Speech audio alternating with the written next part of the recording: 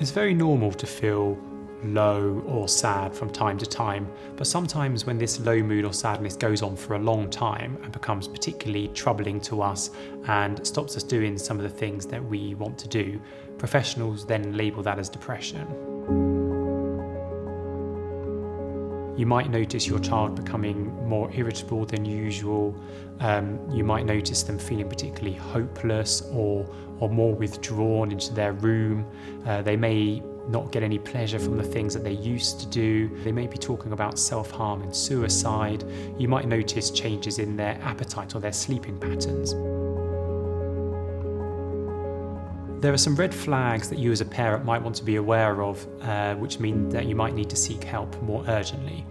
So this might be if your child is self-harming or is talking about suicide, if you notice their mood deteriorates really quickly, or if they withdraw more to their room. You might also need to seek help more quickly if they are talking about flashbacks about a traumatic event that happened, or if they're using drugs or alcohol to manage their low mood.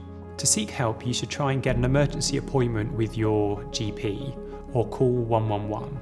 But if you're immediately worried about your child's safety or the safety of somebody else, you should call 999 or go to your nearest emergency department where they have trained mental health professionals on hand to help. Our first tip is to help your child identify their negative thought patterns.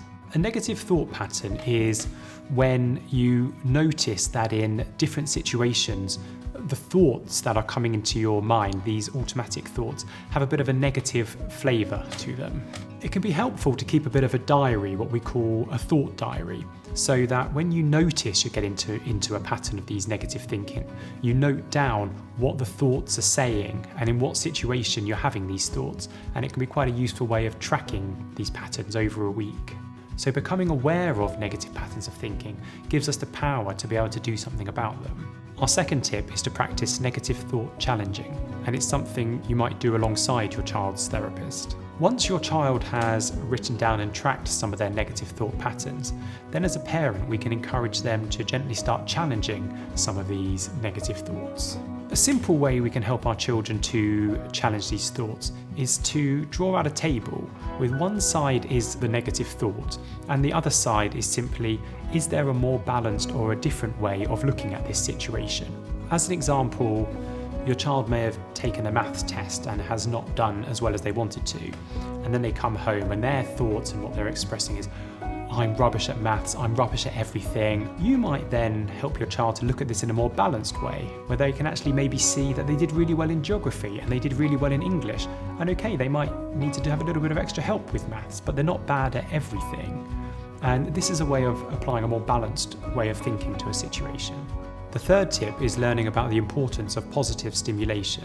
When children become depressed, they can become quite withdrawn. They stop enjoying doing the activities that they used to do, and they might spend a lot of time on their own and in their room. The first step is to start tracking with your child what they're actually doing during the week now. And you can do this by writing out a diary with a morning, an afternoon, and an evening to see how they're filling their time during the day. And at these points, it might be possible to work with your child to start interjecting some activities that they used to find positive to try and get some of those positive feelings and positive stimulation back into their day. For your child, it's just that they do it. At first, they don't have to enjoy it. The real skill is just doing it. That's the tick to say it's done. And with time, hopefully, they'll start building momentum and they'll start re-enjoying the activities again. Over time, this can actually lift young people out of depression. It's really important that you educate yourself and educate your child about low mood and depression. And there's lots of resources out there that you as a parent can access, or your child or your teenager can, or for parents to do with children. That can be books, websites, audio books, and apps. It is really important to look after yourself as a parent because we know it is difficult helping your child if they're struggling with their low mood and depression. By prioritising your own mental health and well-being, you're demonstrating to your child that they should also be doing the same.